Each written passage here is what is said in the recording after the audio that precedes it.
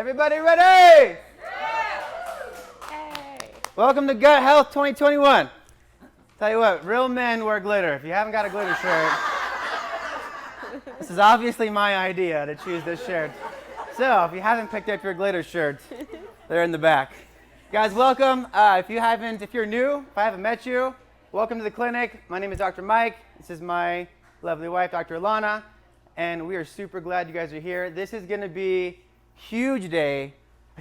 This is probably one of the most taken off topics right now is gut health, right? I mean, and I think over the next 4 hours that we're here, just kidding, is that you guys are going to, in all seriousness, this presentation, we've been putting this together for about a year now. And this talk was a 4-hour talk that we have now dwindled into 2 hours to make sure you guys are getting a ton of content in a short amount of time. So be ready. If you're a note taker, write fast. It's going to be awesome. Amen? Okay, here we go. Before we get started, what I want you guys to remember is this. Every seminar we do, every talk we do, remember this. No matter what seminar you walk into, the knowledge and information that you learn today is not what's going to change your life. The information from today is not going to go home and change your gut. You taking action on this information is going to change your gut and is going to change your life. So what I want you to do today is this can be an overwhelming thing because of how much we're going to go over. I want you to pick 1 to 2 things that you're like, that's for me. I'm going to go home and change that one thing. Is that fair? I'm going to change that one thing to move myself forward. The last thing I would want you to do is spend 2 hours on a Saturday, go home and change nothing. Does that make sense? So remember, action is what leads to the transformation. So here's the thing, whether you've been diagnosed with a gut condition that you're aware of, or whether you're here because you want to learn more about gut health, whatever journey that you're on, just know that today is going to be absolutely transformational for you. I promise you that. And I think that to be able to understand where we're going, we have to first understand where we are. And I think Dr. A is going to share with you, like, what does that look like right now? Yeah, so I want to go over with you guys. I know a lot of us understand that America's health in general is not doing well. But just to give you some statistics, there are 1 doctor, like medical doctor, for every 8 patients in this country. Like, that's the best ratio in the entire world, yet we are still one of the sickest nations. And so you have to think like, okay, we're doing something wrong when it comes to what we call our health care. 74% of people in America over the age of 40 have some type of chronic degenerative disease. 75% of people have a chronic degenerative disease happening already. And it's not just affecting adults, it's affecting children too. So the number 1 disease killer in children is cancer. That was not the case, 30 years ago. And that's rising as well. Depression, anxiety are at an all-time high. Heart disease and cancer, the number 1 and 2 killers in America. So we really just have to look at that. But everyone always looks at those numbers and they think it's never going to be who? You. Me, right? It's never going to be me. Like, I'm not going to be a part of that. But it is, unless we drastically change the way that we're living our life. If we're living our life the way that everyone else is living, the norm that we see, then we will become one of those statistics. So we have to start making changes moving forward. I want to paint a picture for you guys because I think that a lot of this stuff starts as early as humanly possible. So as babies and infants, right? Like how we are brought up in this world is how it starts. So I want you guys to do me a favor. I'm gonna have you guys close your eyes, and I'm gonna share this with you. And I want you to imagine this as I paint this story, okay? So eyes closed. So I want you to imagine that a baby is born at home naturally. Imagine that baby is breastfed for the first 1 to 2 years of their life, getting nothing but mom's amazing colostrum to support their healthy gut and neurological development. Imagine that they're adjusted at birth and regularly checked so that their nervous system is functioning at an all-time high their entire upbringing. Imagine that they grow up and they're never given fast foods, they're never exposed to artificial sweeteners and preservatives. Imagine that child only eats organic fruits and vegetables, sustainably raised meats, plenty of healthy nuts and seeds, and good fats like olive oils and coconut oils. Imagine that they play outside in the dirt with their friends and they're exposed to the environment and the earth. Imagine that those parents don't use toxic cleaners in their house and that they're not exposed to chemicals. That when this child ever does get sick, their parents trust the innate wisdom that God gave this baby to fight it off naturally, and they support their body with healthy vitamins and supplements, naturally gathered honey. Imagine that at nighttime, this family gets together and they pray, they have dinner together, they engage together, that they have a community within each other. The likelihood of this child ever getting diagnosed with a neurological condition, diabetes, ADHD, allergies, asthma, all the chronic things that you see right now with kids today is slim to none. I want you guys to open your eyes. This is our little boy early on in life. And we've done our very, very best to model that exact thing. And to my core, I believe that if you raise a baby, you raise a child within those standards, that you're going to develop an environment in which they can thrive. One more time, I'm going to have you close your eyes, and I'm going to play a separate story. I gathered the average traditional way that a child in the United States is born. In the US, traditionally, babies are born entered via elective C-section, immediately given vaccinations in their body. By the time they're 18 years old, they have received 78 rounds of vaccinations, exclusively formula fed with soy and alternate preservatives inside their formula.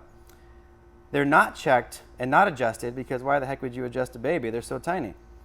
They develop colic, constipation, and multiple ear infections. Eventually, tubes get put in their ears. They get put on antibiotics for multiple rounds to try to fix the issue. Although they have access to the same foods the other child has, their diet's overrun by processed foods, refined sugars, and grains. By the time they hit their teens, they're overweight, possibly pre-diabetic. They've been put on ADHD medication. They choose to stay inside and play video games and hang out on a tablet. Instead of going outside to play with friends, they stay inside and they video chat, because why would you go outside? By high school, these kids now get diagnosed with anxiety and depression and put on medication. They suffer from back pain, migraines. Before their 20s, the average kid in the United States is diagnosed with 3 to 5 chronic illnesses. Most of us didn't have a say in our upbringing. A lot of you today have a say in what happens going forward. I want you to open your eyes. I think the way that our life takes off, there's a different path, and the trajectory depends on which way you decide to march. There's a very different way this path can lead. And when you look at this, you got to ask yourself, which avenue is going to lead yourself or your children to being on less medications, less suffering growing up? Which avenue is going to give them the greatest ability for success growing up? Which avenue would you want for you and your family? Do you know what I mean? And you think about, how does this thing expand? Thousands of years ago, Hippocrates said, all disease begins in the gut. That was his quote. What we now know today is that up to 90% of all chronic diseases are linked back to the gut. We're going to walk through a lot of those today as much as we can, but you look at autoimmune diseases linked back to the gut, brain disorders and cognitive decline like Alzheimer's and dementia and Parkinson's and MS linked back to the gut. Cancers, we're going to go over that, linked back to the gut. Fatigue and joint pain, mood disorders, ADHD, all linked back to the gut. Learning disabilities, asthma, allergies, sensitivities, these are all linked back to the environment and state of your gut. So we ask ourselves, where should we be looking to figure out what's creating a lot of these issues? We gotta go back to the gut. And this is why this thing is, regardless, I have so many people, we were talking about this seminar, they would say, Dr. Mike, I don't need to come to that thing. I don't have any gas. I don't have bloating. I don't have digestive issues, right? Here's the thing. This thing is so far beyond just having, you don't have to have a digestive issue, so to speak, or bloating, to be linked to what the gut can cause. You guys with me? it goes so far beyond that. So this is why we have to start with exactly where this comes in. And think about this. When you talk about the gut, so many of us think, it's so funny, so many of us go, your digestive tract is just this tube that goes from your mouth to your butt and everything just kind of falls out. Like, that's a true thing. Nobody here, I don't think, but people have said this to me. Here's what I want you to remember. Every food, every drink, everything that goes into your mouth, there is a dynamic process that has to happen from the moment food goes in your mouth. Different enzymes are being produced to break that food down for digestion. That thing has to go all the way down your esophagus. It passes through multiple organ systems, has to have, again, a variety of acids and bases and enzymes and hormones produced to break that food down to make sure that you're going to eliminate what's not needed and ultimately be able to absorb what you do need for a healthy body. So this is where it comes down to is, are you absorbing the nutrients you need from the food that you're intaking? Yeah, so when we talk about absorbing and assimilating nutrients, I think it's good to remind ourselves that every single cell in our entire body is dependent on that. So our eye cells, our bone cells, our skin cells, every cell needs specific nutrients in order to continue to live. And why that's important is because you could be eating and consuming quality nutrients, but your body might not be absorbing those nutrients. So it really comes down to, what are you actually absorbing? We had a patient a couple years ago that came in with headaches, and really her main goal was weight loss issues and fatigue. So she had really bad fatigue as well. And so we started her on, all the 5 essentials, which you'll learn about today. She started on the advanced plan, was eating super clean, getting adjusted, exercising, doing all the things that we teach our patients. She lost 5 pounds and then plateaued, and we couldn't really figure out what was going on with her. So we did some additional testing and found out that she was actually only absorbing 10% of what she was consuming. So how would you guys feel if you were making deposits in your bank and you were only getting 10% of those deposits? And probably sue somebody, right? So think about that with your body though. Like, you're doing all the right things, you're consuming all the right foods, but you're only absorbing 10%. So after that testing, we kind of put her on more of an intense gut protocol and restored her gut, repaired her gut. And then 14 days later, we retested her, and she was absorbing 40% more nutrients than she was before, which not the end goal, but so much better. Her headaches dissipated, she started to lose more weight, and then she got her energy back, which is really what matters, right? And she was able to live her life again. So I think the biggest thing comes down to finding out if you are properly absorbing the foods that you're consuming. How many of you guys have heard of microbiome? Awesome. Okay, Yeah. So it's definitely becoming more of a popular term, but what the microbiome actually is, so it's basically all of the bacteria and viruses that help make up your gut and all of the processes that are involved with that. So did you guys know that you actually have more bacteria and viruses that make up your body than you do number of cells? So our bodies are composed of these things. And there's obviously good and bad bacteria, but a lot of the times when we hear bacteria, we have a negative connotation with that. Would you guys agree? Because we are hearing things of like, oh, it's a bacterial overgrowth, like candida or yeast or something like that, when actually there's a lot of good bacteria that we actually need in order to survive and thrive. And so a lot of the times with traditional medicine, if we have a bacteria problem, what are we given? An antibiotic, right? Which actually means anti-life. And that not only kills the bad bacteria, but it also kills all of our good bacteria as well, which can lead to a whole host of issues because we need this good bacteria. I was researching regenerative farming. Have you guys heard of that before? So if you haven't, you should look it up. It's really amazing what they're doing. But basically, I was researching it, and what I found was that in regenerative farming, well, in regular farming, what they try to do is like kill all of the bugs, right? By using the herbicides and pesticides. You guys heard of all that. With regenerative farming, they actually try to attract the bugs, the good bugs, because in an environment where there's a whole host of good bugs, the bad bugs can't survive.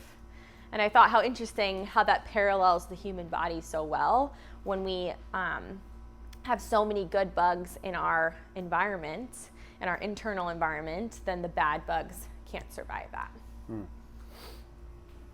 How many of you guys have heard of the gut-brain connection?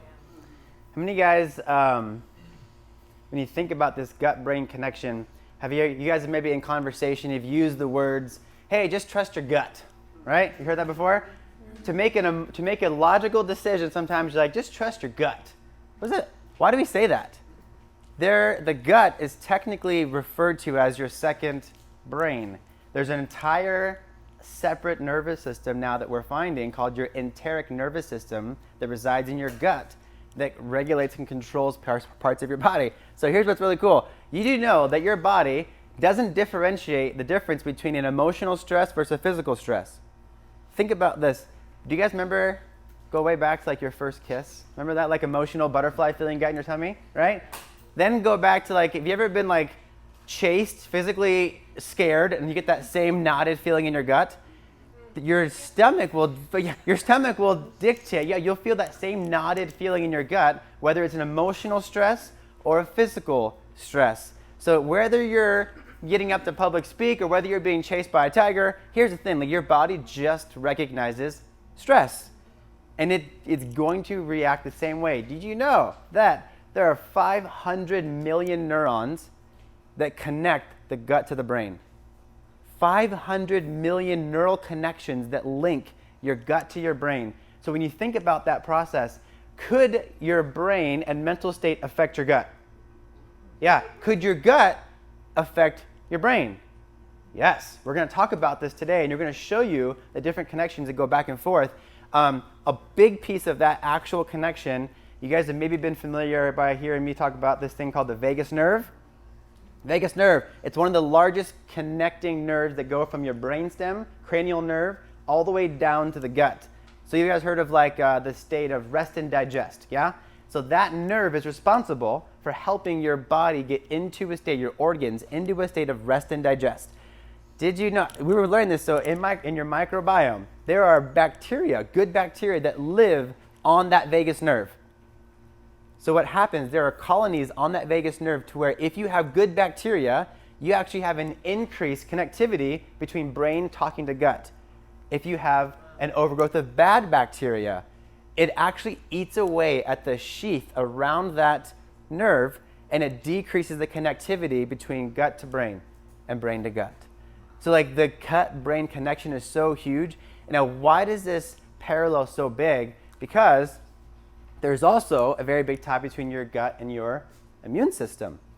When you think about the gut and your immune system, here I've got some really cool facts. So when you look at this, did you guys know that when it comes to the gut and brain, that the foundation of your immune system starts as a baby? So what they found is that they've done studies that show that when babies are born vaginally, as they come out, there's a huge microbiome in the vagina that when the baby comes out, there's a certain bacterial colony that you guys get called lactobacillus and bifidobacterial. Those two things, when you come out, that is the foundational lining that keeps the gut lining whole and happy, okay? Babies who are C-sectioned, when they come out, they're getting the first colony that's on the skin, which is most commonly Staphylococcus. You guys have heard of staph infections before, right? So now you have an option. This is why, again, you're going to set a much greater environment in their gut when they're born naturally versus when you're born C-section. That's going to be your first lining of bacteria that you're putting into the gut. So then, why is that a big thing? Now, again, you go back to what's the first thing we're putting into a baby? Is it breast milk and colostrum to be able to make them whole? Or is it antibiotics and vaccinations that are going to go, and we know they're going to damage that gut. Because what happens is that, do you know that when it comes to your immune system, 70% of your immune system is stored in your gut? 70% of it. So think about this. If there's 70% of it, when you look at the span of our childhood and our kids, like, why do you think there's such a big tie when it comes to the environment of their gut health and how chronically these kids are getting sick? And how chronically we're seeing infections and all the other things that are coming from that is because if they have a damaged gut, we're seeing that thing happen. So do you know the most common prescription drug that kids under 10 years old are getting? Adderall's close. Antibiotics. Antibiotics. When I think of an antibiotic, what I think of is you bomb the city. Because here's what happens. When you think about an antibiotic, think about this. If you have a city, okay, and there's a terrorist in a building, what makes most sense is to snipe that son of a gun out of the building and you take out the bad guy. What happens when you put an antibiotic in the system is like dropping an atomic bomb on the city. Do you get the bad guy? Yeah. But guess what else dies? All the good guys.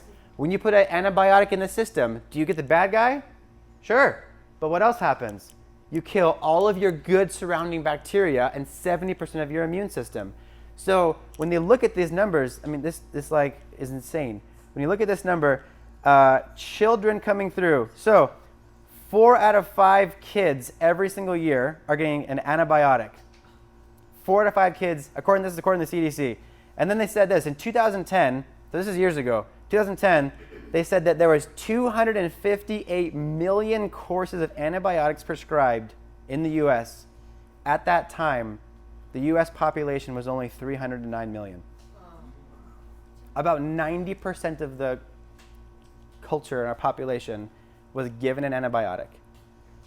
And again, I don't want this to come off as like some like bashing thing, right? Because there are situations, and I understand, there are life-saving interventions where we need an antibiotic to help us out, right? In a crisis. But the problem is that we're not using them as a crisis, we're throwing them at the gate just because.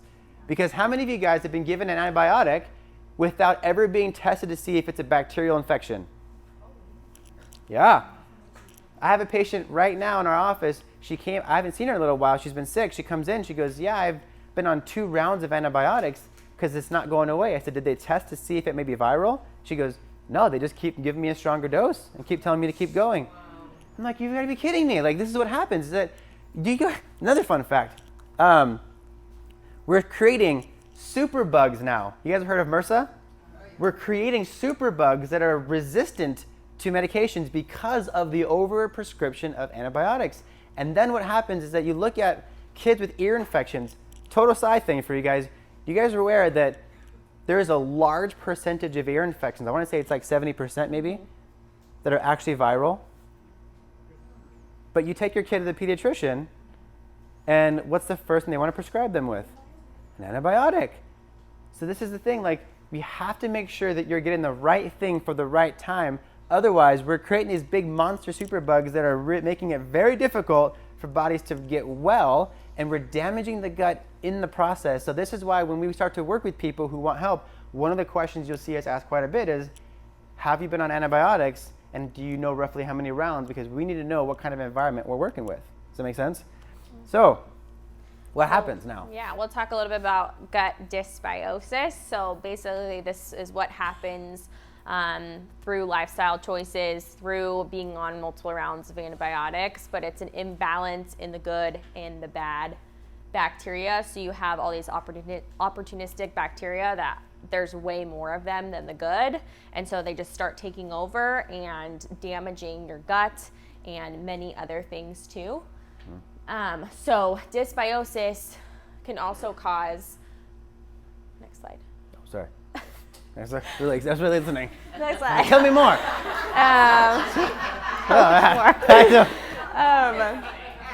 So engaged. Anyways, okay, so dysbiosis, we think, okay, so it's going to cause an imbalance in our gut. That doesn't really sound like a big deal. I want you guys to think of this though, like when something affects your immune system, it's not like, oh, you can just catch a cold easier. You know, I think a lot of people think that, like, oh, it's just like, oh, I'm just going to get a cold or something. Your immune system is constantly working every day to make sure that we don't develop cancer, right? Like all of these things listed here: liver disease, cancer, autoimmune, obesity, diabetes, allergies, Alzheimer's, multiple sclerosis, just awful diseases that can happen from an imbalance in our gut bacteria. So it really is a big deal. Thank you. So this is a study here for those of you who want the studies behind all of this, but this is basically saying how dysbiosis can actually lead to colorectal cancer and be like a direct link to that.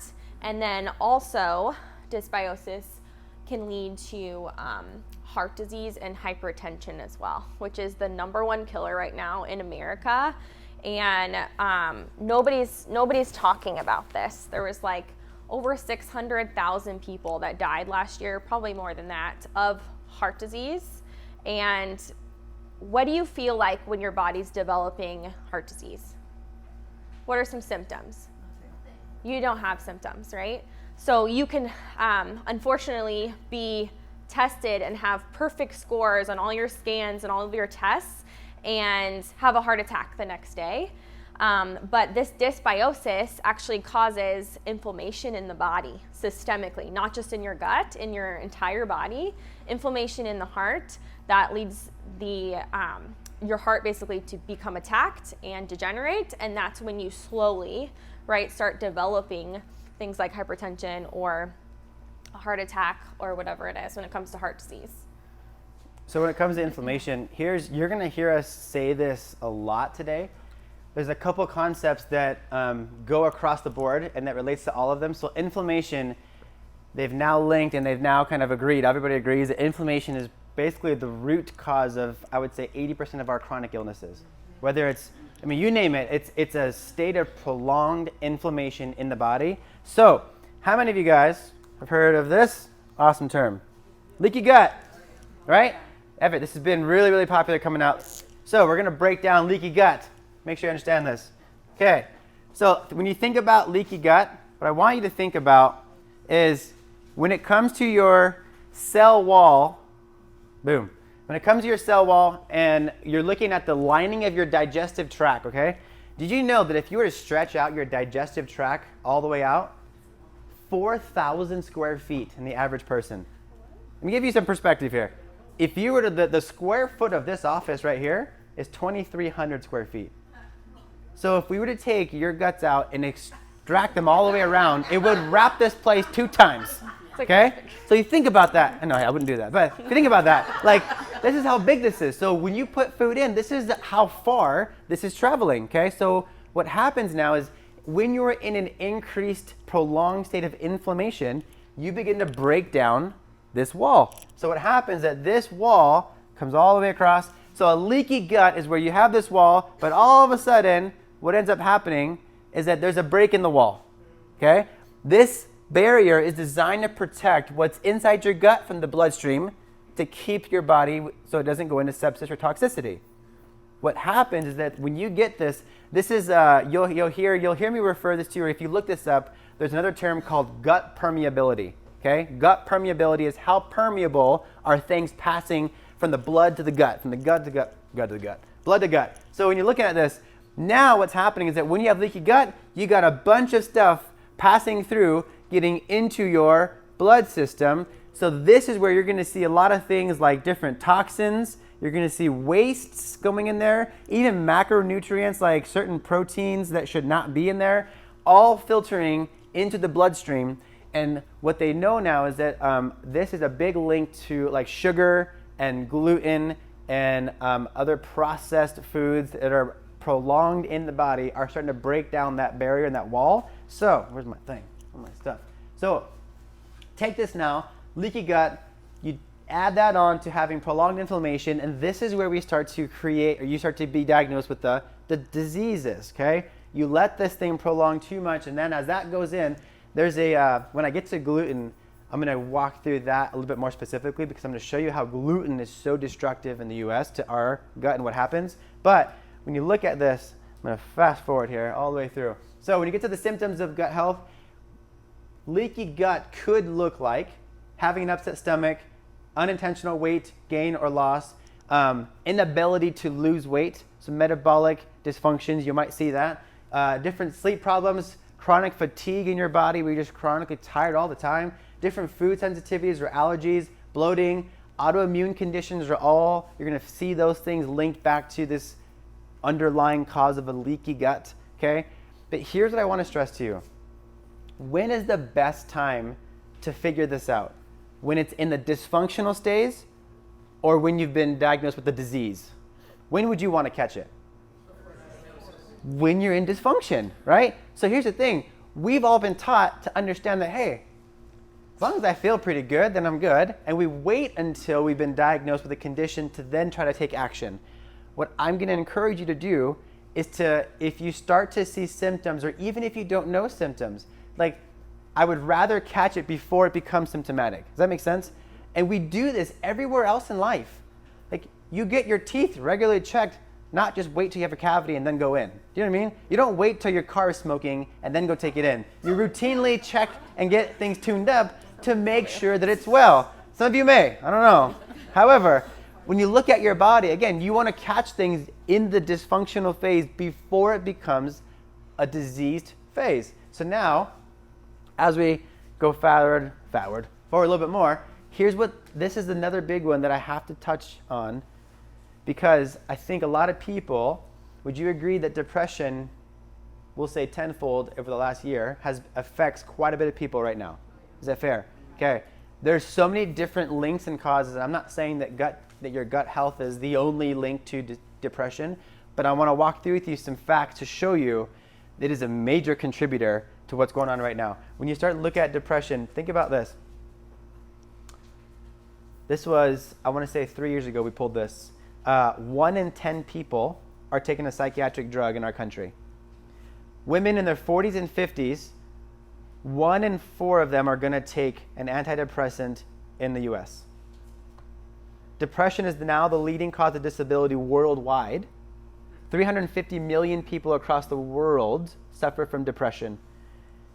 And this one I think it blew me a little bit most, but 30 million Americans across the country were prescribed $12 billion worth of antidepressants. Think about that. And here's why this is an issue, is because if you think about, are you guys familiar with the term SSRI? So SSRI is the fancy term for an antidepressant. That's what it is chemically, okay? So what that drug is doing, when you get on an antidepressant, is that drug helping you identify the underlying cause of why you're depressed, or is it chemically masking and altering something else? Here's what happens. When you take that drug, what it's doing is it's chemically changing your body's chemical productions to make you think that you have the right amount of hormones produced. Serotonin is the happy hormone. Serotonin is the hormone that makes you feel joy and express love and all these amazing things. Did you know that 90% of the serotonin that you have in your body is stored and housed in your gut? 90% of it. So what do you think happens to somebody who has a destructive, unhealthy gut and they become depressed? And instead of going back to look at the health of the environment to where your serotonin is, we just throw you on chemical. You guys with me? If we do that and we never address where that hormone is made, how long are you going to be stuck on that drug for? This is why there's no end date to these drugs. And this is why you start to see the same thing. There's a very big connection between ADHD and the gut. There's a very big connection between many different mood disorders and the gut, because of the amount of chemicals produced in the gut that are responsible for allowing you to feel and enjoy like love and happiness. So like, you have to understand, like, this is so important that we dive in. This is another cool study. So in Canada, they did this study where they looked at mice, okay? They took mice and they literally extracted the bacteria out of their gut and they changed it with other mice, okay? So they took a group of mice that were technically considered shy, took their bacteria out, put them in mice that were outgoing, and their mood literally transformed. So the mice that were shy became outgoing. The mice that were outgoing became shy. They took the bacterial microbiome and they swapped it between aggressive mice and submissive mice, and guess what they did? Their moods completely altered. So what they say is that the state of your gut health can directly dictate the state of how you perceive the world around you and how you interact with the world around you, all based on the environment within your gut. So I think it's very important that we start and look at that. And eventually we have to even ask yourself, based off where you're at, this is the big question, right? Yeah, so is it possible to heal? Absolutely. But are we taught this in our country today? I think that growing up, we're kind of taught that your body can't heal and that it's weak and that you have to be on a medication to correct things. So when people are diagnosed, for instance, with like high blood pressure, and they go to their doctor, they say, okay, you're going to be on this, take this medication. Like Dr. Mike was saying, like, when's the end date for that? There's not one. They're like, you're going to be on this for the rest of your life, because there's not that mindset of, no, my body's incredible, my body's amazing, my body is always looking to heal and function at its best. So we have to figure out and ask the right questions, like, if we're not healing, what is that interference and what is causing that for us? I want to go over kind of what the real definition of health is. I think you could ask 100 different people what health means to them, and you'd probably get 100 different answers, right? So health is really in the word, and it's the ability to heal and the ability to function. So you look at this chart here, we have 100% vitality, 100% function versus 0% vitality. What's 0% function? Death, yeah. Right? So you have this spectrum that people land at different points on, and you have this like comfort zone in the middle. And I think sometimes, people come to seminars like this, or they are inspired by different things and they make these changes in their life, and then they kind of get into this comfort zone where they slowly start switching back to maybe the old habits they had, and slowly start incorporating certain foods that aren't quite good for them, but they still kind of feel okay. And then, they wake up and they're kind of sore and achy and tired. So, they'll take a medication because they got to go to work. They got to get through the day. So they'll just take a medication, cover it up, and just keep kind of living their life that way. And they're slowly going downhill towards, 0%. And I think like right around the 7 area, I think would be like probably the worst place to be, because at that point you don't feel anything, right? You feel fine. You feel fine, but your body is slowly degenerating. So our goal needs to be optimal 100% vitality. If we can be there, then we're functioning, we're healing, we are thriving and able to live the life that we are designed to live. And this person that is at a 10 or striving to be at a 10, has great health habits. They have, one of the biggest things is they take responsibility for their health, 100%. Like no insurance company, no government agency, no doctor is responsible for their health. They are 100% responsible, and they make the decisions for their health, and they have a strong health philosophy. What does that mean? The decisions that they make and the way that they live their life is based off of a strong health principle. I just want to add one thing. Like, I think there's this like misconception too, that when you look at this continuum here, that you can just do certain things and then be somewhere. The problem is that every day you're forced to make decisions, right? And every day those decisions that you make are either going to put you one way or another on that continuum. Does that make sense? So you're going to go up or down. So you got to be very aware of what decisions you make are going to either put you up and down this path. It's a big thing. So the question is like, how do you define and know where we're at? This is our blueprint. Like, this is why in our office, like, why is it that as an office, again, I was just telling this to somebody yesterday, like, as chiropractors, why do we spend 2 hours on a Saturday talking about gut health? Because if we don't, who's going to? You guys with me? Like, if we don't, who's going to do this? Like, we are committed to making sure that this is a health transformation, not just a come back crack place. Does that make sense? Like, it's not what it's about. So, like, when you look at this, there are 5 essential key factors that we look at to gauge and create a blueprint for like, how are we making sure that we're continually moving forward in our health? So we're going to dive into each of these different essentials in a little bit. You guys all got a text message yesterday with an LRQ, yes? Okay. About half of you guys probably filled it out by looking at your face. I can see it. So here's the thing. You guys should have a text message. If you did not, make sure you reach out to our team, and they're going to help you get this. Max Living has phenomenally came up with this amazing questionnaire to really help you get an idea on where you are in each of these areas of your life, and it helps you gauge it, because if you're aware of it, you know what needs more attention and what needs less attention. Does that make sense? So we'll be vulnerable, and I'll show you my sister. So my sister, I had her fill one out. I know. We'll be vulnerable and show you somebody else. Here we go. So she let me use hers to show you guys this. But so we had her fill one out, and we're kind of coaching her through some stuff. So when you get yours done, what it's going to show you, it's going to go through each area of the 5 essentials: your chiropractic, your nutrition, your mindset, your exercise, your toxicity load, and it's going to gauge you on a level of Max Living optimal over to critical, we need some help, okay? So she filled this out, and what this shows us is that when you look at this, where does she need to work first? Exercise. Like, what's the next thing other than exercise that she needs to put energy into? Nutrition, right? So here's the thing. It takes the thinking out. You're like, hey, I think I should really do this. It's like, well, based off of your lifestyle, these are the 2 areas that are suffering most. This is what needs help first. And now we can have a clear path on where do we go, and now we can coach her with the right stuff. Does that make sense? So you guys if you haven't filled this out, fill it out. And again, it'll help give you a good perspective of where and what direction should we be walking into, right? So.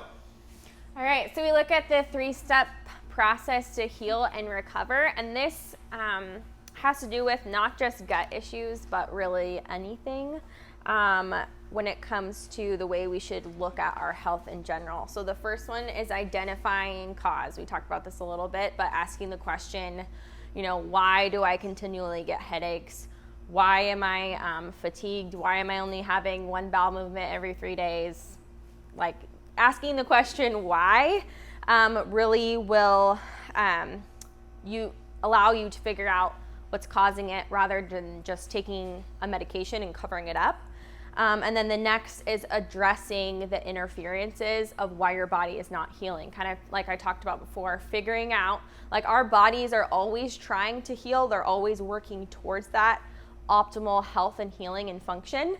So you have to figure out what is interfering, or what things are interfering with that. And then restoring vitality. So giving your body basically what it needs to heal, giving your body the environment to heal, and that kind of incorporates all of the other 5 essentials that we learned about. One of the big causes of having a poor gut is poor nutrition. How many of you guys have ever felt overwhelmed before when it comes to nutrition? Yeah, I think that's a huge problem. You Google diet, and you come up with like hundreds of different diets, right? There's a bunch of books and fads and all these things like keto, and I can't even think of other fads, but paleo, all those stuff that we hear about, and we kind of wonder like what's good for us. I don't think that there's one diet out there that's perfect for everyone, but I do think that there's principles that work for everybody. So to make it as simple as possible, I like to say, eat more food by God and less food by man, less food by science. So we kind of go over, like, food by God is obviously anything in nature that's grown naturally without herbicides and pesticides, and can be eaten without being processed in any way, and that actually rots. Okay, food that's science or man-made usually takes a lot longer to rot, or won't rot at all. It's genetically modified, made in a lab, it's processed, it's not actual food, it's fake food. And you think of the difference between like an apple and a Twinkie. So if you cut an apple in half, you guys know which one's better, right? You cut an apple in half, how long does that take to brown? Within a minute, right? You're already seeing that. That's a good thing. Like, that's real live food with enzymes that our body needs. You cut a Twinkie in half, and it's just a cut in half Twinkie. Like, that's the same 12 years later. Twinkies have a 12-year shelf life, just saying. Does anybody even eat Twinkies anymore? Do they make those still? Do they even make them? They still make. Why do you know that? So crazy. Just kidding. Anyways, like we know the difference there. So one of the biggest causes of poor nutrition, and I think if this was the one thing that people would change, they would see a huge improvement in their health, is the intake of sugar and artificial sweeteners. There's so many things that say sugar-free now because people are starting to catch on that sugar is not good. And those things are actually worse for you because they're artificial sweeteners. I would rather you have sugar than have artificial sweeteners. But sugar in general is awful for you. It increases inflammation. Here's a link right here. One of the articles that we are researching that actually connects sugar and how it directly inhibits your microbiome. Directly. There's a whole other host of issues with sugar as well, but it does create inflammation, which is going to lead to disease for you too. This is a very emotional one for me. I don't know if anybody else has a comfort to gluten and carbs. So here's the thing, you start looking at this like growing up when I was a kid, big Italian family that didn't eat healthy, and that was like my everyday diet right there. Here's the thing is I think a lot of us use carbs as a comfort food, but the problem is that when you look at the carbs in the US, they're anything but comforting. They're extremely destructive to your gut. Those of you guys who have ever been, anyone been to like Europe or other countries that, right, if you go over there, do you notice how you can eat those carbs and have it not break your stomach down? So my family's from Italy, so we go back, not me, but my family went back and they're like, yeah, my cousin is has full-blown celiacs, can eat the pasta there and have no effect whatsoever. I mean, it's pretty wild. So you start to look at this and you're like, what we do here is so overly process this. So with gluten specifically, it's been shown to break down the gut wall and increase permeability, which leads to leaky what? Leaky gut. So there's a protein in gluten called gliadin that actually gets through, breaks through this barrier. And gliadin, they've done studies now that shows that gliadin can actually go up, and there's something up here called your blood-brain barrier that protects the brain from certain toxins and pathogens.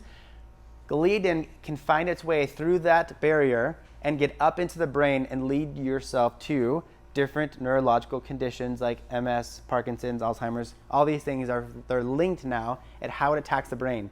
So, to me, a piece of bread is not worth Alzheimer's, I'll tell you that. So they've now linked this to now calling it leaky brain conditions because of how it starts to affect the brain and different autoimmune conditions that are coming from there. So also another big one. Now, why is it that we should also avoid conventional meats? What are conventional meats pumped with? Hormones, antibiotics. What does an antibiotic do to your gut? Kills it. So what does it do to their gut? Kills it. And then what do? You eat it. You guys see what I'm saying? You are what your food ate.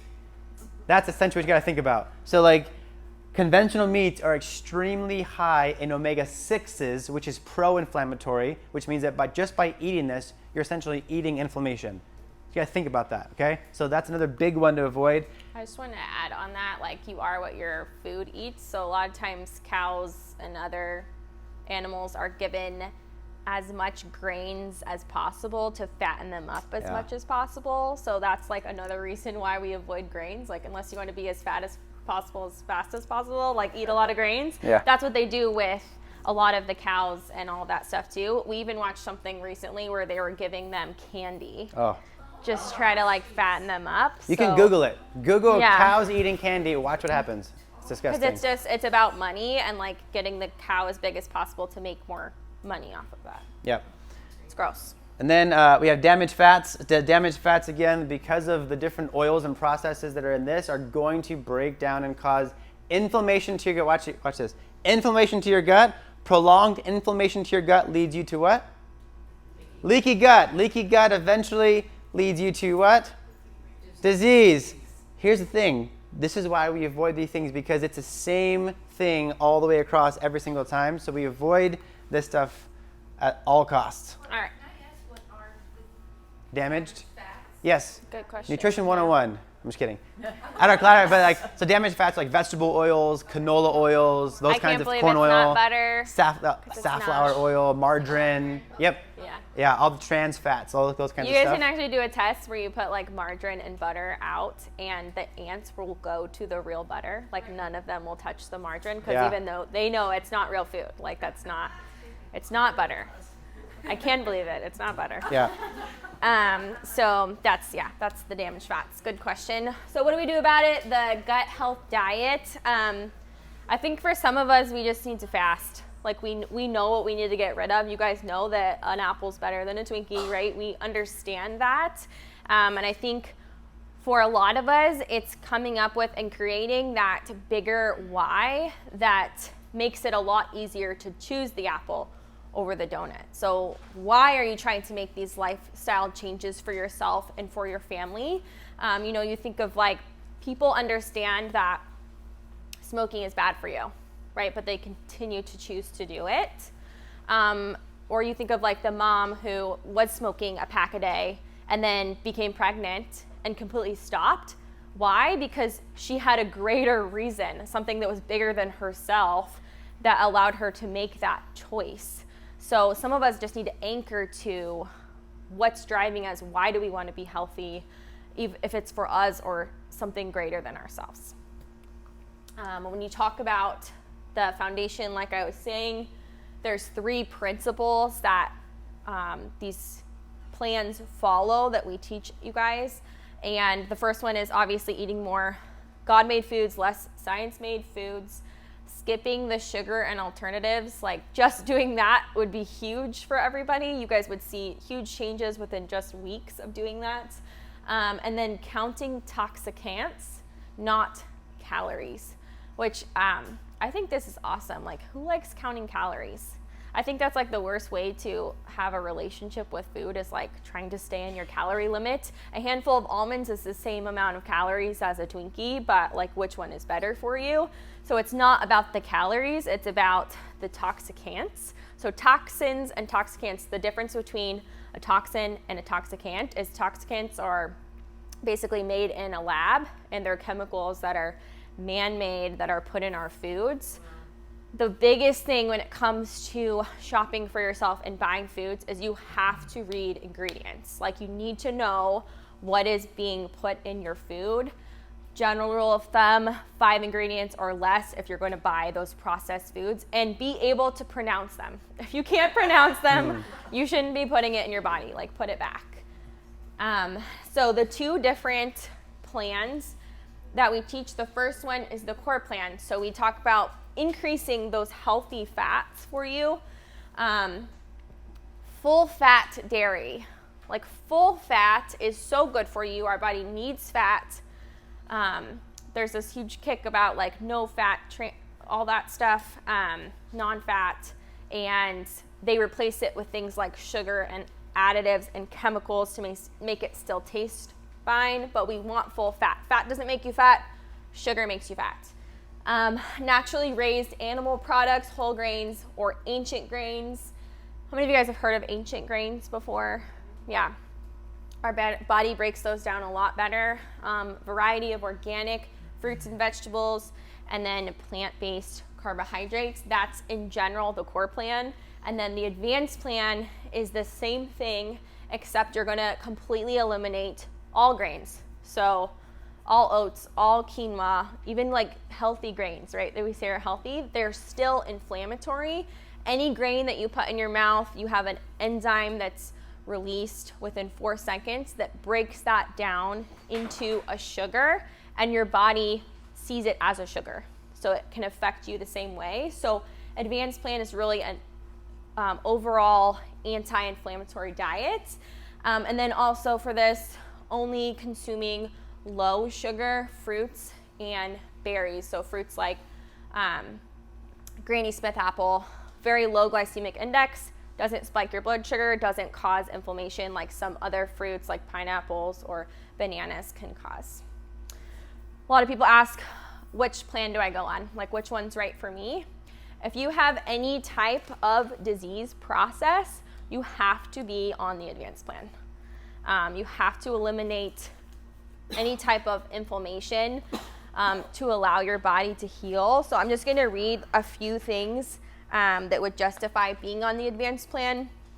So any cognitive dysfunction, ADD, ADHD, autism spectrum disorders, metabolic condition like obesity or high cholesterol, high blood pressure, high blood sugar, diabetes, heart disease, weight problems, chronic fatigue syndrome, fibromyalgia, cancer, any autoimmune disease, digestive dysfunction, intolerance to grains like gluten, asthma, arthritis. These are all advanced plan indicated.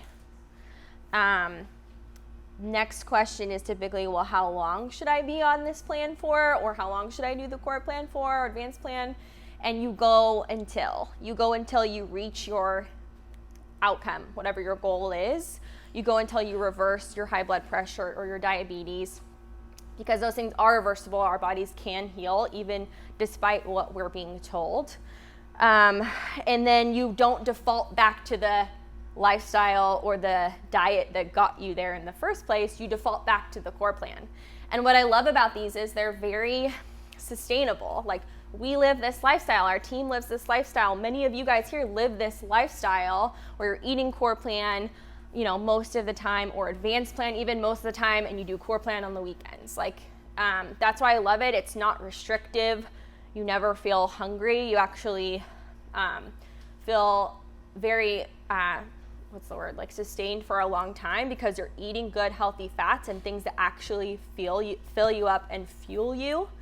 And when you start eating like this, we know when you do have those like cheat days, it's actually a lot harder on you, because the healthier you are, the more poisons or like chemicals that you're consuming affect you. The more they affect you, because your body is so healthy and wants to get rid of those things, because it knows that those are not food and good quality nutrients. All right, if you're taking notes, here we go. Healing process. So there's 3 R's. There's like some, if you look someplace, there's like 7 R's. I don't know. I like simple. So there's 3 R's. We're going to look at removing, we're going to look at repairing, and replacing. Remove, repair, replace. So first thing you got to do in your gut is you got to remove the bad guys. So many times people try to jump to things like a probiotic or something, but if you have a toxic environment and I throw a probiotic in it, it does nothing. Does that make sense? You got to clean out the destructive environment first. So the first thing we got to do is remove the bad guys from your gut, and also remove the bad guys from your environment, because there's a concept called retoxing, meaning that if I'm constantly putting toxins back into my body, whether it's food or my environment, then I'm going to continue to create a toxic environment in my gut, right? So first thing is remove the toxins from your environment, and then remove the bad guys from your gut. Now here's the question that people are going to always ask is, well, how do I know if I have bad guys in my gut? How do I know which are the bad guys? And I'm going to talk about that in a minute. But you're going to get specific on how do we remove the bad guys out. Then repair. How do you repair? This is all about repairing that gut lining. If you have leaky gut, or if there is damage to your gut, we have to repair the gut lining. And there's supplements that you can do and things you can eat that are going to help with that. We have a product called Gut Renew that specifically goes in, and the ingredients and enzymes inside that specifically is designed to start repairing that gut lining, to close up those gaps, to make sure that we quit this leaky gut permeability. Okay, so that's going to be available today. We have Gut Renew there. Another big thing is having digestive enzymes help you break down, right? Yeah, so when it comes to enzymes in general, like, there would not be life without enzymes. They're super important for us, and they do help break down our macronutrients, so like our fats, our carbs, our proteins, into something smaller so our bodies can assimilate those and use them. So the best way to get enzymes is usually through our food. So if you're eating a lot of God-made food, you're able to get a good amount of enzymes and actually bank enzymes in your body. But the problem is a lot of us aren't consuming mostly God-made food, and our bodies have a hard time breaking down the nutrients, especially when most of our protein is coming from things like meats and cheeses and all those things can be really hard to break down. So having a digestive enzyme supplement for that really helps our body break those down so we can actually absorb them and utilize them. Another big one is fiber. I talk to people a lot and I go, are you getting good fiber? They go, oh yeah, I eat lots of oatmeal, I eat lots of bread, I'm a pasta guy. So here's the thing, you do not get fiber from breads and pasta and grains. You get inflammation from those things. Inflammation leads to leaky gut. You guys get the picture, right? So making sure that you are taking a good fiber, typically this should be intake through healthy vegetables and fruits, right? This is where you're gonna get all of your natural fiber from. If you're not getting enough fruits and veggies for your fiber, you definitely need to be taking a supplement because fiber actually is used to coat the bacteria inside your gut to make sure that you're keeping up with just the lining, again, the lining of your gut to keep it smooth and processed so that when you eat food, food is actually getting processed through your body and it's not getting stuck inside your body and it's not getting caught within that cell wall. We got 4,000 square feet to travel. Fiber helps you to travel, helps you to increase the motility of the food, okay? And then for omega-3 fatty acids, so I feel like most of you guys have heard me talk about this. I talk about it like every day. I feel like most people need to be on some type of omega-3 supplement. Like even if you're eating fish all day long, wild caught fish, we're still not getting enough of that omega-3. The reason why it's so great, for one reason, it is the fuel for your brain to function properly. It's a really great source of fat, and it's a natural anti-inflammatory, which people desperately need. Systemically can help decrease the inflammation in your body overall. You have omega-3 and you have omega-6s. You have to have a certain ratio, 2-to-1 ratio. One thing with conventional meats, going back to that, the ratio should be 2-to-1. What do you guys think the ratio is for conventional meats? Yeah, it's anywhere from 20 to 50 to 1. So we're getting way too many omega-6s, which is inflammatory and causing more issues for us. So taking omega-3 is super important for, I would say, most people. Then we replace. So once you've cleared out the bad guys, you've started to repair the wall of your gut to now make sure that the environment is ready. Now we replace, and this is where we want to put the good probiotics into the body. So now this is also a tricky one. Again, just for the heck of it, we walked over to Sprouts, go to the probiotic section, and how many are sitting on the shelf? Right? Thousands. I mean, they're all over the place. Here's something that we learned in researching this. With a probiotic, two things that are very important. You want something that's acid stable because your stomach has a lot of acid in it. So you want something acid stable that you can put in your body. It's not going to get eaten up and broken down. And it has to be shelf stable. Why do you guys think many different probiotics have to be refrigerated? They're not shelf stable, which means that if you don't refrigerate them, the live bacteria in them begin to die. So here's a really cool fact. In researching this, the probiotic that we sell from Max Living, they picked the 50 billion strand, and I feel like that's the most comprehensive one that I've seen. But they've done studies on our probiotic and showed that if you take one of our probiotics, break the seal of the cap, put it back on the shelf, they retested it 24 months later, and the bacteria are still alive and 100% inside that capsule. So here's the thing, you want something that's going to be powerful, shelf stable, and be able to withstand the environment within your body so that when you're putting this in, you're getting the best bang for your buck. Does that make sense? Like, again, I don't claim to have the cheapest stuff, but I claim to have the best stuff. Like, I can guarantee you that. So I just make sure that you want to have a good environment that you're filling up. Does that make sense? Yeah, talking about supplements and how they're manufactured, we've done a lot of research with that. And it's amazing, it's awful actually, the corners that they will cut just to get that bottle down to $8.99 or whatever. And you never want your supplements to do net harm, right? You're taking a supplement because you want to be healthy, you want to improve your health. And things like going back to the omegas, if you get a very cheap omega from, let's say, Costco or Walmart or something like that, be careful because that can actually do net harm to your body. You're taking a rancid oil.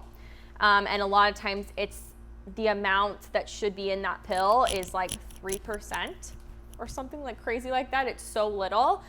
You should be getting 100%, right, of omega-3 if that's what you're told you're taking. And it's a bunch of fillers and additives and rancid oils that can actually be very harmful for you. So really when it comes to your supplements, like, you are getting what you pay for most of the time. And then prebiotics are, have you guys heard of prebiotics before? So basically they're what feed the probiotics and help your probiotics grow and flourish. So you have to have prebiotics as well, and this mostly comes in, again, food form.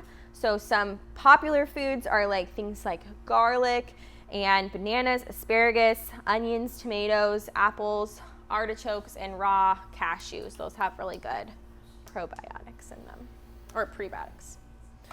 All right.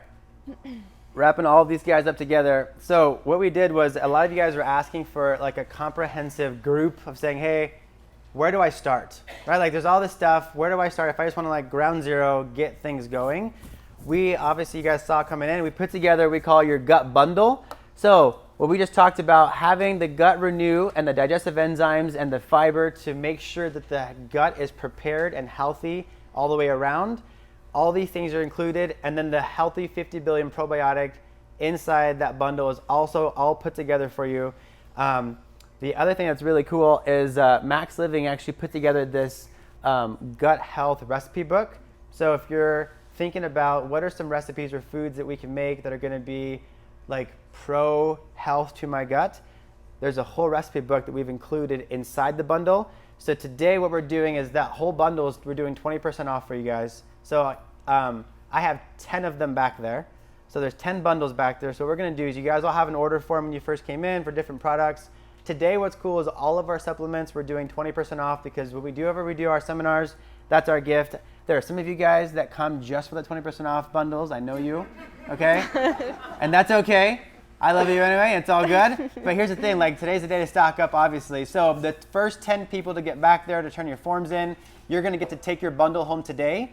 Anybody else, you can still turn your form in and still get the discount, but what we're gonna do is we're gonna order everything Monday and you'll get it afterward, okay?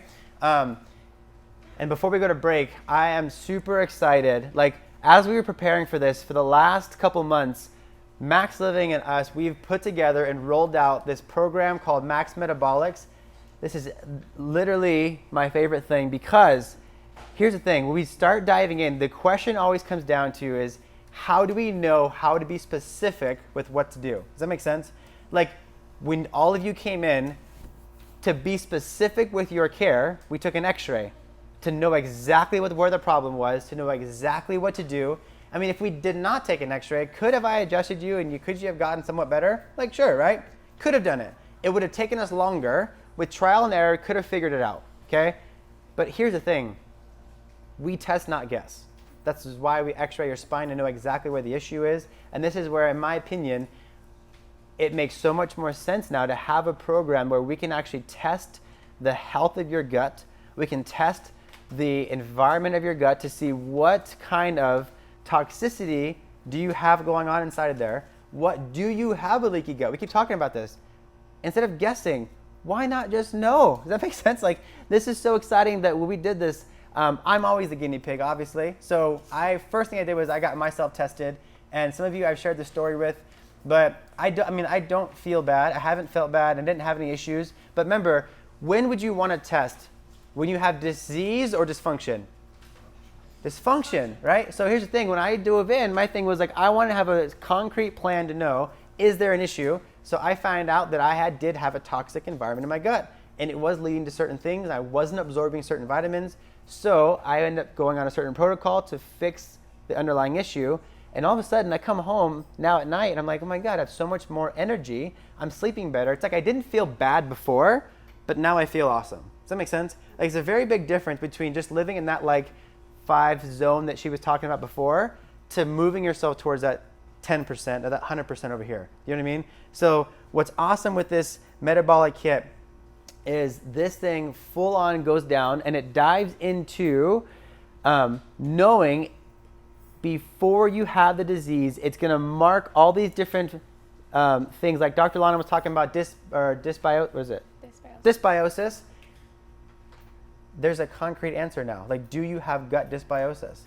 Are you absorbing certain vitamins and minerals? Are you toxic in some way? Most of these conditions we talked about with inflammation is going to lead to a deficiency in minerals or a toxicity in the gut.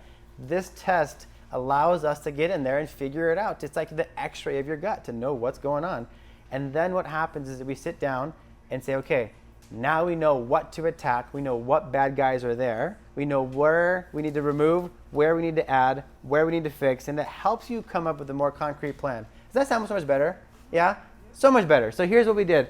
When we start to look at this, these test kits, you guys, as you're coming in, you probably saw them out on the table in the big cool triangle. So this test, it's a blood spot test and a urinalysis. So it's going to look at your urine and you're going to do a blood prick to figure out, again, from the blood and urine, what are we dealing with, okay? So what's awesome is that Tori has put together a full-on plan so that when you get this kit, when you go home, there's a full video that we send you with that shows you how to effectively take the test, how to send it away so you're doing it correctly. There's no guesswork. Like, we give you all the steps to make sure it's done right. Now, I was diving into this, just so you guys know. I was diving into this because my mom and my family struggle a lot with their health. And my aunt went to get testing done. And testing, just like that we're talking about here, if you go to a naturopath or somewhere else that is going to do testing like this, do you guys know how much this typically runs? Thousands of dollars. So she spent over $2,000 on average. This is where it comes out to, okay? Now, let me ask you this. If you were to spend $2,000 to have an answer to figure out why your gut's not working, would it be worth every penny? I think so, right? Because now I know exactly what to fix. And now I get to get rid of all the aches and pains, and I get to get rid of all the stuff. So my aunt suffered really bad with fatigue, migraines, joint pain. I mean, whenever she would eat foods, she would randomly just get sick. And she went in, did testing. We put together a protocol for her. And all of a sudden, 6 months later, retest, see her numbers got better. Now, I mean, she's just so much happier. It's awesome to see my aunt like live the life that she's supposed to live. And it's really cool to watch this. But it's because we were able to get specific. Does that make sense? So what's awesome, so with Max Living, having this partnership, we have a partnership with one of the, I think, the top diagnostic testing groups and a clinical functional nutritionist that breaks all this down. Here's what's cool. We're able to get this test down to $700. What's pretty awesome is that for $700 now, we're able to get this test to you guys so that you can get this analyzed, understand what's going on, and then once we get the results, we have a full program now that we can sit down and say, okay, we break down the results with you to show you this is what to do, this is what we have going on, and now we can laser beam focus in on like what do we do from here. And again, it takes out the guesswork, which is so freaking cool. So as we go on a break here in a minute, Tori is gonna have all the answers for you for this. Now for anybody who wants to get a metabolic kit, I only have 15 available. So there's 15, there's like 50 of you guys in here. I have 15 kits available. So the first 15 people, go see Tori in the back, and you guys can take advantage of getting this thing set up. Today only, as we're launching this thing off, what we're gonna do, if you wanna jump on this thing, what we're gonna do is take an extra $100 off. So for you guys today, if you wanna do your kit, go through the process, figure out exactly what's going on, go see them right away during this little break we're gonna have here. We're gonna break for about 20 minutes. Any supplement orders, anything that you want to do, vendors that you want to see, this is all, take this next 20 minutes to go back and see them. Do you have a question real quick? Can you pay for that with your HSA Visa card? I believe so. Because you can link this back. I believe you can link this back. I don't think we had an issue with it yet. So yeah, so we're going to take 20 minutes here, go back and see them. They're going to be all in the back. We're going to get a quick potty break and food break. It's good? Amen. All right, this next session is going to be significantly shorter, however, just as impacting because now we're going to touch on how do you implement these 5 essentials to incorporate and add into everything else that we talked about, right? So, exercise. Here's what's funny. Before I found chiropractic school, this is probably the only essential I did growing up. I didn't do anything else. And it was pretty destructive, but like all I did was exercise. And when you look at exercise period, how many of you guys, I'll ask it this way. What's more important, nutrition or exercise? What do you guys think? Hands up for nutrition. Hands up for exercise. The answer is whichever one you're neglecting. Right? Here's the thing, like, if you're doing all exercise like I was, but I was neglecting my nutrition, there's my issue. And it goes both ways. So here's the thing.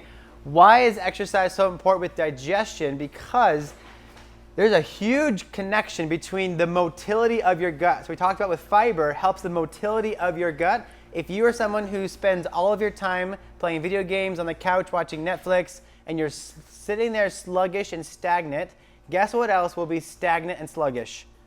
Your gut and digestive tract, okay? Motion is lotion. You heard that before? Okay? So exercising the body is going to be huge for helping the digestive tract flow and move.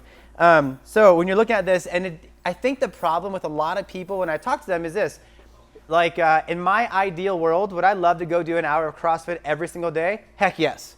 Is it feasible with having a little boy in a practice and everything else? Not at all. Does that make sense? I do my best, but sometimes when I talk to patients, one thing I hear often is like, I had this awesome plan to go do this, but then something came up, so I just did nothing, right? We have this perfect idea to do this thing, and if something comes in the way, we just quit.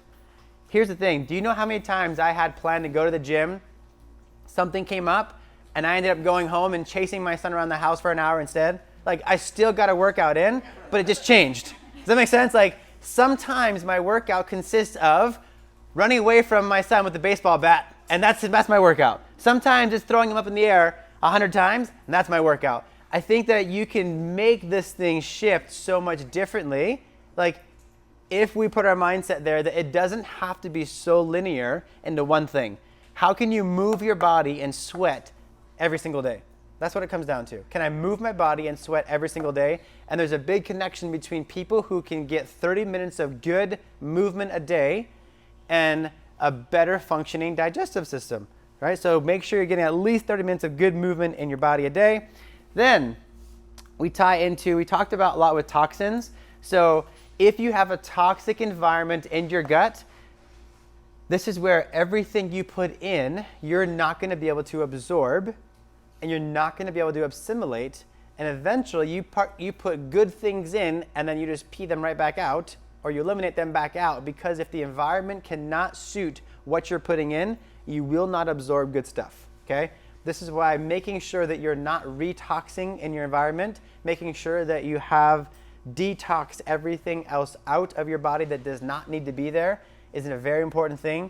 I'm going to talk about this a little bit more later, but at the end of this, we're going to talk about in this next month of August, we're going to be doing what we call a 5 essential equipping class, which means we're going to dedicate a night, 45 minutes to just fully diving in to each of these 5 essentials and how you can apply them to your life. So when I say detox some of these things out of your life, like what does that actually mean? So we're going to dive into each of these essentials at our class, and we'll give you guys an opportunity to make sure you sign up for that one too, which is going to be really cool. What do I think is huge right now? Mental and emotional stress. This is so big. So I want you guys to repeat after me for a second. What I focus on, grows. What you focus on grows. Whatever you put your intention and your focus will magnify in your life. And the problem is, so many of us, I don't think this room, so many of us put our focus on the stuff that we're worried about, the stuff that we're stressed about, and all that does is magnify in your life. So here's what I want you to think about. It's not the stressor, it's how you respond to the stress. Okay? In life, it's not ever the stressor, it's how are you responding to that stress. Because if we took all of us in this room, applied a stressful event, would you guys agree that each one of us would probably respond to it differently? Some of us would be terrified, some of us would be like, yeah, no big deal. It's how you respond to the stress that makes a big deal. And all of that, I think, gets set up by how are you internalizing things. Because has anybody read that book, Zebras Don't Get Ulcers? You guys read that book? You know what I'm talking about? Okay, such a good book. Here's the thing. Do you guys know, if you haven't read it, it's a really good book. Think about this. the stress that we deal with on a daily basis, okay? Then you look at a zebra. Put yourself in a zebra's life for a day. They walk over, they're thirsty, they're walking over to get a little drink of water, and any second a crocodile's waiting to bite their head off, right? So they're just drinking water is terrifying. Then they're over there grazing with their friends out in the field. Lo and behold, Mufasa is sneaking up behind them, ready to pounce on them and take them down. You guys with me? Like, think about if a zebra is literally living every moment of their life in danger because someone's coming after them.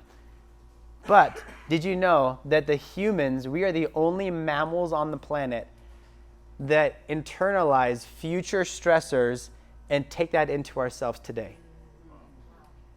We are the only mammals on the planet that will work ourselves up in this stress state about something that hasn't even happened, that may never even happen. But we get ourselves so caught up, and when you do that and you work yourself up so big, what hormone starts pumping through your body? Cortisol. And let's go back to what we learned this morning. A large amount of cortisol pumped in your body for a long period of time leads to increased what? Inflammation, exactly. And if I have increased inflammation for a long period of time, that leads you to a leaky gut. Leaky gut, you guys see the pattern, right? So here's the thing, is cortisol good in short terms? Like, yes, last night at our gym, we had a big fitness competition. When I was lifting lots of heavy weight, cortisol was good. Helped me get the weight off the ground, right? But you don't live it all day long. I don't experience it 24/7, but the problem is that we do. That we wake up, start searching on our phone, and we go through emails, and we go through all this stuff, and we just take on all this stress, and you do it until you go to bed. There's so many times, you probably know people who are in bed trying to go to sleep, and they tell me, I can't go to sleep, my brain's racing. I'm like, what are you doing before bed? I'm reading last minute emails, trying to get things figured out. I'm like, well, no wonder. I'd be stressed out too. You know what I mean? Like, what are you doing to set yourself up for that? And one of the things that's interesting is when you try to make this better, remember, what you focus on grows. So when you talk to some people, they say, you know what you need? You need some stress management. I'm like, I don't even want to think of the word stress. What you need is peace management. Okay? How do you get more of what you want? We want more peace management. How do you surround yourself and get more peace in your life? Okay? These are 3 things that I believe are going to help you get more peace in your life. Number 1 is you control what you can. Only focus on what you have control over. I have no control if it rains outside. So if I work myself up over the weather, how does that serve me? Right? You think about the things that you can directly control, and then you put that in your forefront. If you have no control over it, you let it go, because it's not going to serve you moving forward. Does that make sense? Then you look at carving out you time. I firmly believe that if you can't dedicate 10 minutes to your life a day, then you don't have a life. I'm going to say some harsh things maybe in the next couple minutes, but if you think about this, each and every one of us should be dedicating a specific portion of time in your day that is there is a solid box around it. That is your time. In my house, from 4 to 6 a.m. is my time. That is before the baby wakes up. That's before my wife wakes up. It is quiet. There's no one that's going to get in my bubble. From 4 to 6 a.m., that is I get right into the Bible. I get into the Word. I journal. I do my devotional, I do my exercise, I do my self-reading, I meditate, I do all my things in the first 2 hours, because before the day comes after me, I want to anchor myself. I'm not saying you need to carve out 2 hours and get up at 4. What I'm saying is you need to figure out, how can I get a section of time that I can dedicate to me, that's going to put me first, that's going to allow me, that's going to anchor me for the day, right? And you look in the Bible in Ephesians, it says putting on the armor of God to be able to protect yourself against the devil's arrows, right? How do you anchor yourself for the day so that when those arrows come, you are protected and you're ready to take it on?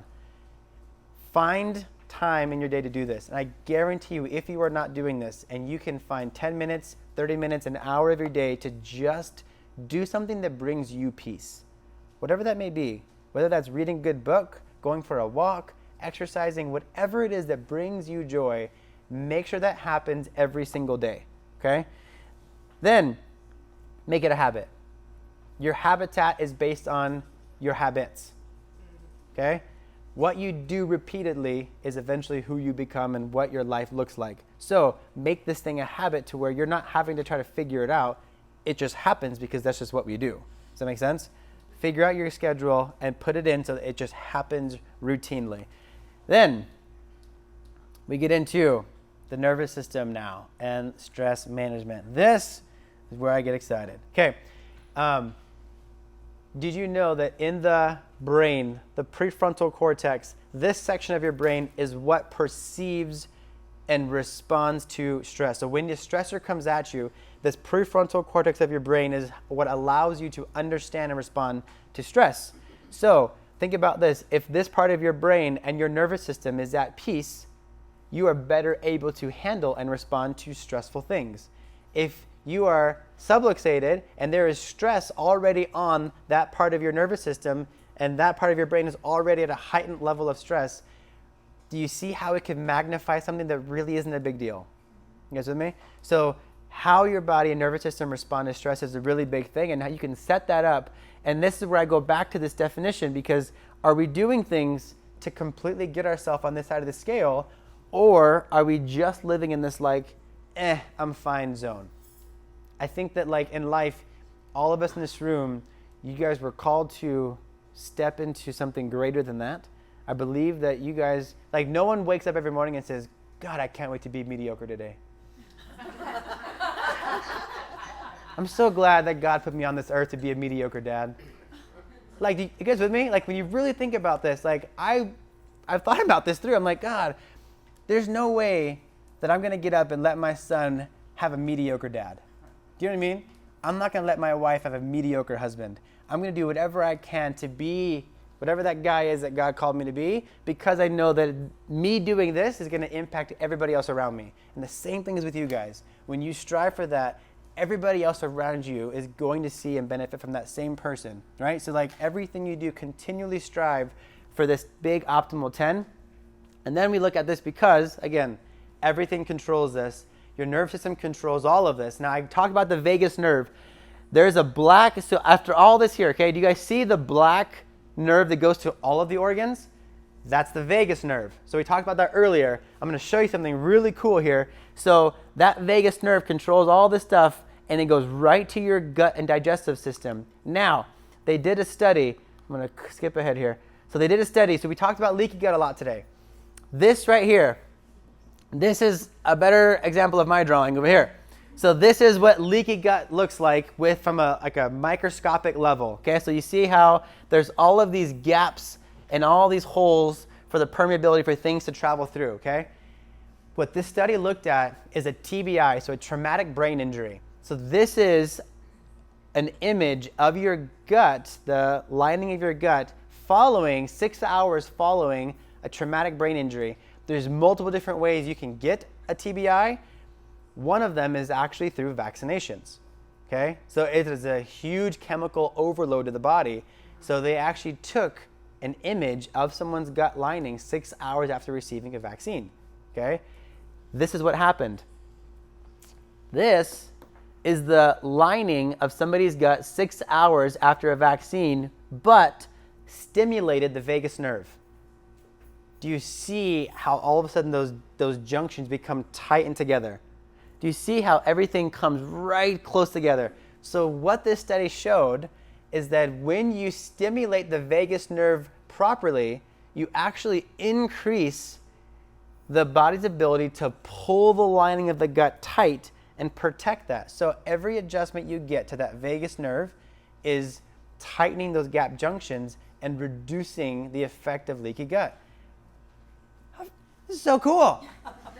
Like, to me, when I first saw this, I was like, oh my God, this isn't like some guy's opinion. This is like looking at this right under a microscope. So when you look at this thing, here's what we just want to see is that like when they did this in the study, they had like this device that they implanted inside the body where they could trigger it, okay?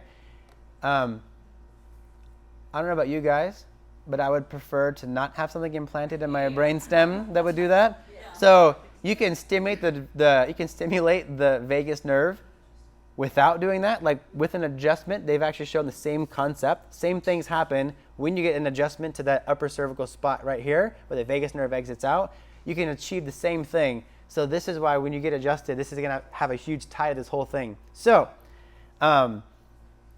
when people ask, when you look back at Allie's story from the beginning, one of the major things where she started to see big changes was us getting her nervous system corrected first. We helped her get her nutrition back on track and helped her get everything else going. But the first thing we did was we got her nervous system working. Because here's the thing, when you dive back to all this, peel everything else away we talked about today, okay?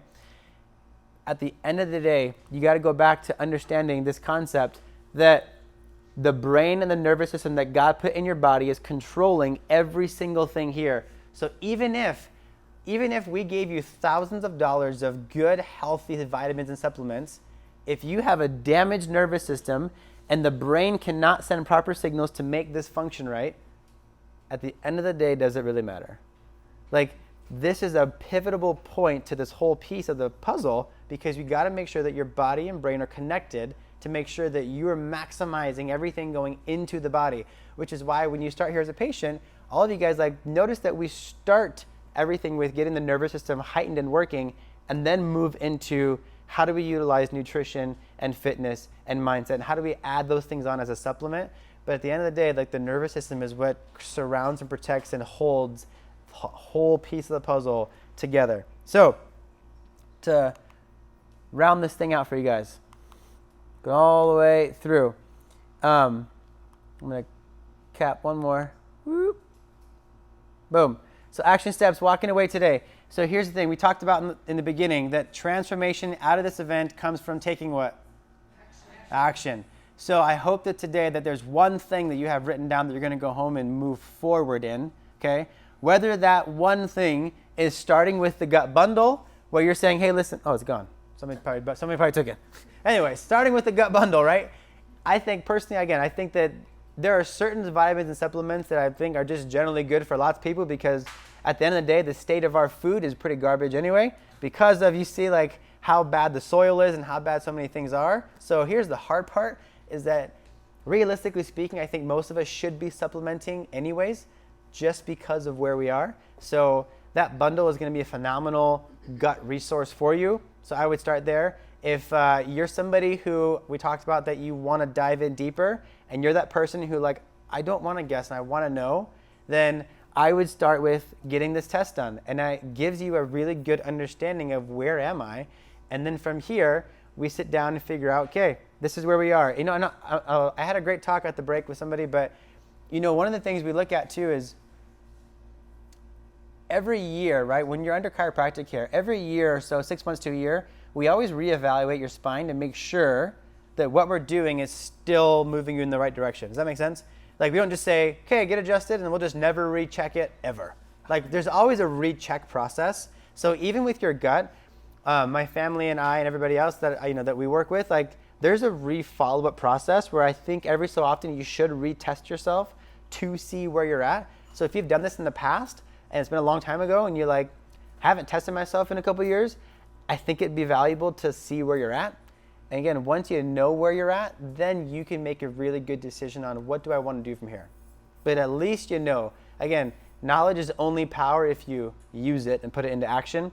And then last but not least, so in this next month of August, so you guys know kind of what's going on, there's going to be 2 different weeks where we're going to have our Max T3 workout HIIT class here in the office. So if you've been to one, they're super fun. They're about 15, 20 minutes long, and we're going to get your heart rate up and get you sweaty. Come in here for that. Lorelei on August 10th is leading a meditation class here in the office. Again, super phenomenal to learn how to control your breathing, how to control your mind, how to get yourself into a calm state. If you don't practice meditation, I think coming and being here is going to be super helpful for you to just see what it's like to put yourself at peace for a little bit, right? And then the 5 essential equipping class is on the 11th. So August 11th, mark that in your calendars. Go see the girls in the front. You're going to be sitting down here, and for a good 30, 40 minutes, we're going to nail down each essential and what are the crucial things you can start with each of these essentials to walk you forward and make sure we're approaching this the right way. Awesome? Hey, listen, I just want you guys to know that there's a lot of stuff you can do on a Saturday morning, and the fact that you are here today, like, I value you and your time, and I think that it's so amazing that we walked forward to this here. So I want this to be something that we move forward in. So here's the thing. After today, come to my team, come to myself, come to whoever you need. But if there's questions you have after listening to all of this and you're like, man, this really hit me, here's what I'm thinking about, come find us and make sure that we can walk with you in this journey. Don't leave today and implement nothing, okay? So find us. Let's move forward. You guys have a blessed day. I love you.